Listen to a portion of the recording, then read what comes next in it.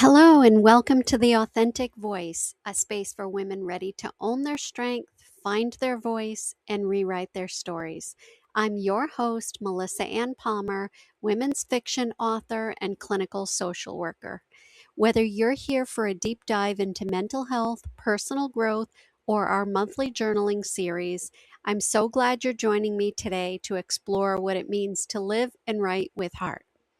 Today, we're continuing our year-long journey together, the author of My Own Life project. Throughout this year, we're exploring 12 distinct monthly themes to help you pause, reflect, and reclaim the pen to your own story. And remember, if you'd like to follow along with the journal prompts, the full companion workbook is available as a free ebook when you subscribe to my monthly newsletter. This is our space to find our own authentic voices, one month at a time.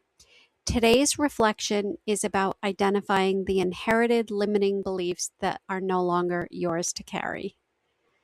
So, those heavy inherited limiting beliefs that we all carry around, the ones that were never actually ours to carry in the first place, think about it like this. We all have these invisible scripts running in the background of our minds, quietly dictating what we can and can't do.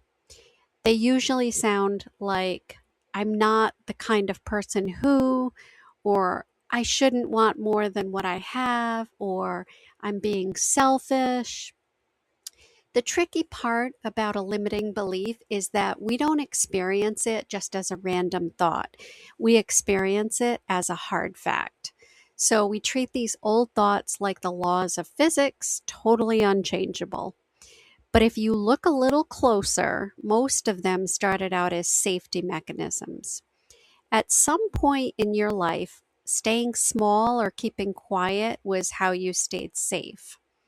The problem is, the safety of the past can so easily become the prison of the present. It makes me think about a woman I used to work with. We'll call her Diane. She's an incredibly talented artist, but by the time we sat down together, she hadn't picked up a paintbrush in 15 years. When we started digging into why, it wasn't that she lacked talent or time. She actually had a script in her head that she kept thinking that somehow it was going to make her a bad mother if she took that time to paint, and ultimately that time was taken away from the time she spent with her children and her husband. In Diane's mind, making art wasn't a beautiful creative outlet. It was proof that she was failing her family. It wasn't a fact, obviously, but it was a rule she'd inherited from a grandmother who had sacrificed absolutely everything. We started by just calling it what it was, an outdated script, not absolute truth. And I asked her, what if you didn't have to follow a rule you never actually agreed to? Once she saw that it was just an old piece of software running in her brain, she was able to finally let go of the guilt. She ended up putting a small easel in the corner of her kitchen, and she finally realized that being a great mom and being fully alive, being inspired, those things didn't have to compete with each other. They're actually parts of the very same thing. So I'd like you to think about, how does this show up in your own life? If you're starting a career pivot and thinking, I'm too old to start over, pause for a second. Ask yourself whose voice this actually is. Is it yours, or is it a script you picked up somewhere along the way from a parent or an old boss? Or maybe you're facing a creative block. Honestly, most writer's block isn't a lack of ideas. It's really more a limiting belief wearing a very clever disguise. Usually the script running the show is, if it isn't perfect on the first try, it's not even worth writing.